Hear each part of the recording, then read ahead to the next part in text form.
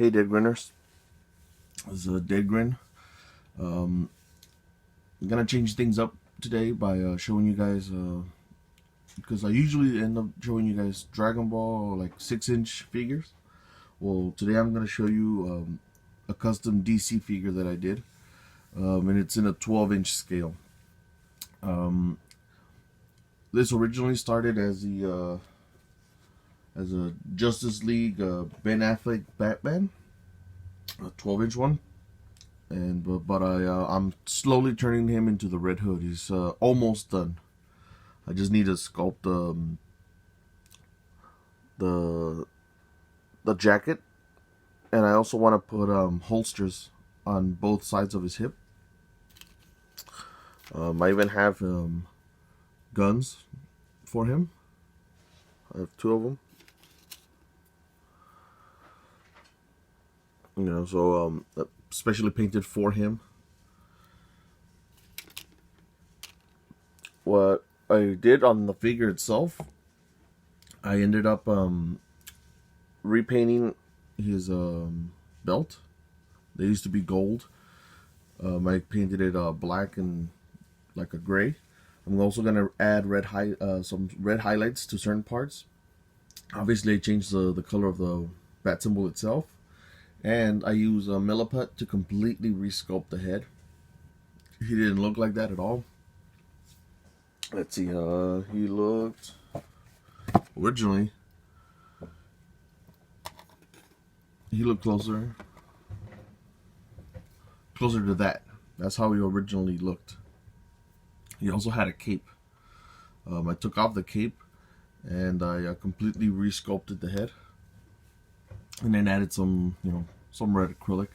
I'm probably gonna end up putting some nail varnish when it's all done, just to make the helmet like shiny. And I'll probably end up putting a black wash to bring out a lot of that scale detail that's on the actual suit itself.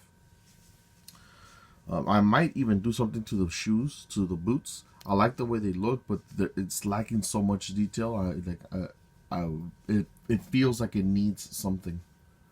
But yeah, man, there's a subscriber named James Atkins who requested that I show some like Superman and Batman customs. These are actually some of the very first customs that I actually worked on before I started doing mostly Dragon Ball. There's a guy I follow on YouTube called Paul's DIY, and another guy called Cosplay Chris, and another guy called the Nerd Museum.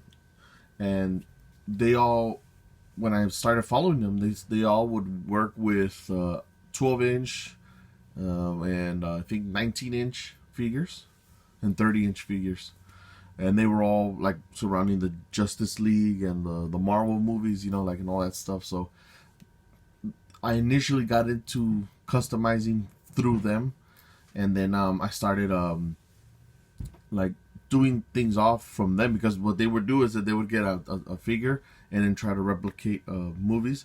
Slowly, of course, the Nerd Museum and Paul's DIY started differentiating themselves by doing other things, and so that's why I kept looking at their channels, and I still follow them to this day, because they're some of the most awesome guys that I know that are at this. But I found Milliput Putty through other YouTubers, and so I started sculpting. That's when I originally started sculpting like good, and I ended up using Milliput to be able to do the helmet. I love the way it came out. It's not perfect, because it's obviously it's one of my very first ones, but compared to that face, because believe me, here in this picture he looks awesome, but when you had him in person, it looked terrible. But now that I did it, and I carved the lines in when the thing was in, and all, it looks way better to me.